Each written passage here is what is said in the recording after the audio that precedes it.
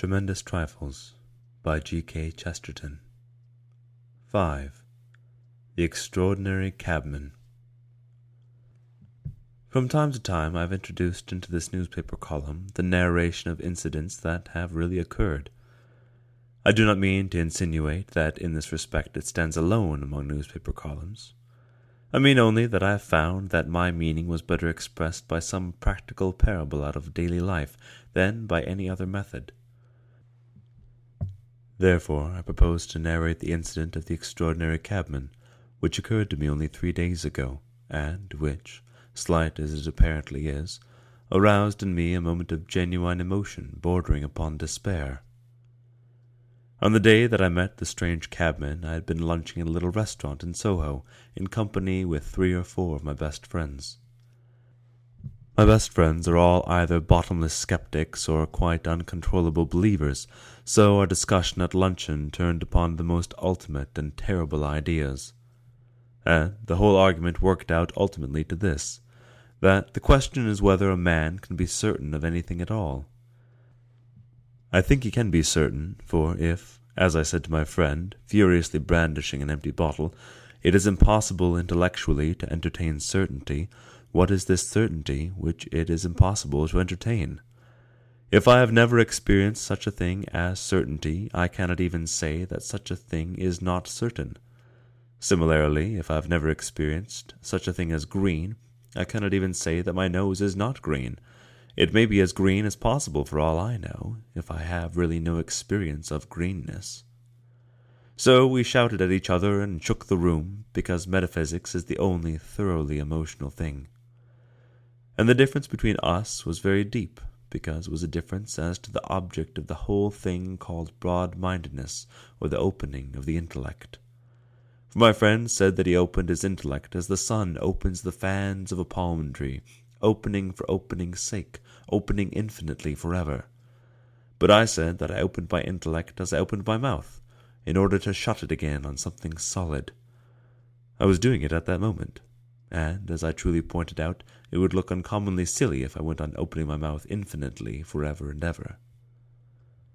Now, when this argument was over, or at least when it was cut short, for it will never be over, I went away with one of my companions, who, in the confusion and comparative insanity of the general election, had somehow become a member of Parliament, and I drove with him in a cab from the corner of Leicester Square to the members' entrance of the House of Commons, where the police received me with quite unusual tolerance. Whether they thought that he was my keeper or that I was his keeper is a discussion between us which still continues. It is necessary in this narrative to preserve the utmost exactitude of detail.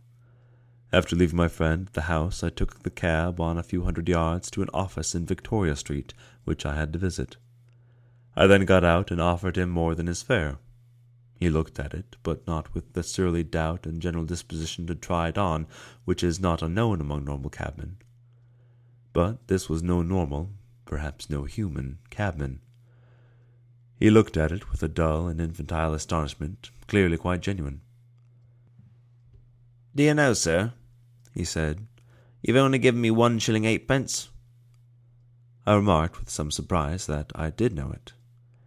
"Now you know, sir," he said in a kindly, appealing, reasonable way, "you know that ain't the fare from Euston."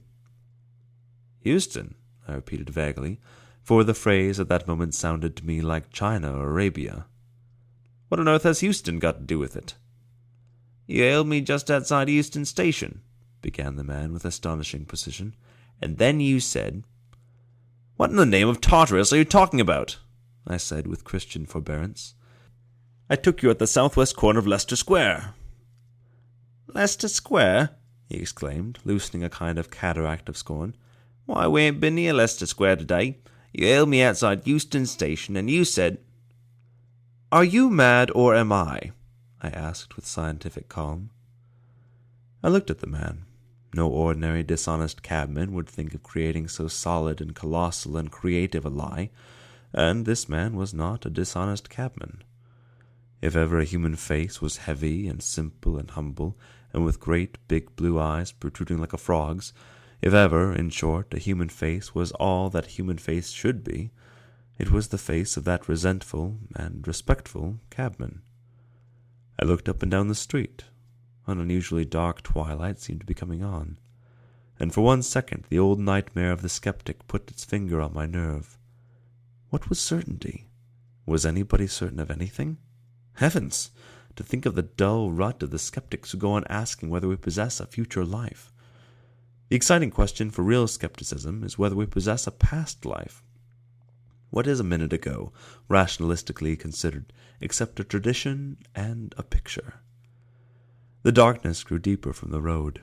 The cabman calmly gave me the most elaborate details of the gesture, the words, the complex but consistent course of action which I had adopted since that remarkable occasion when I had hailed him outside Euston Station. How did I know, my skeptical friends would say, that I had not hailed him outside Euston Station? I was firm about my assertion. He was quite equally firm about his. He was obviously quite as honest a man as I, and a member of a much more respectable profession.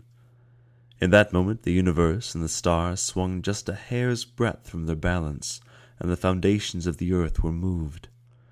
But for the same reason that I believe in democracy, for the same reason that I believe in free will, for the same reason that I believe in a fixed character of virtue, the reason that could only be expressed by saying that I do not choose to be a lunatic, I continued to believe that this honest cabman was wrong, and I repeated to him that I had really taken him at the corner of Leicester Square.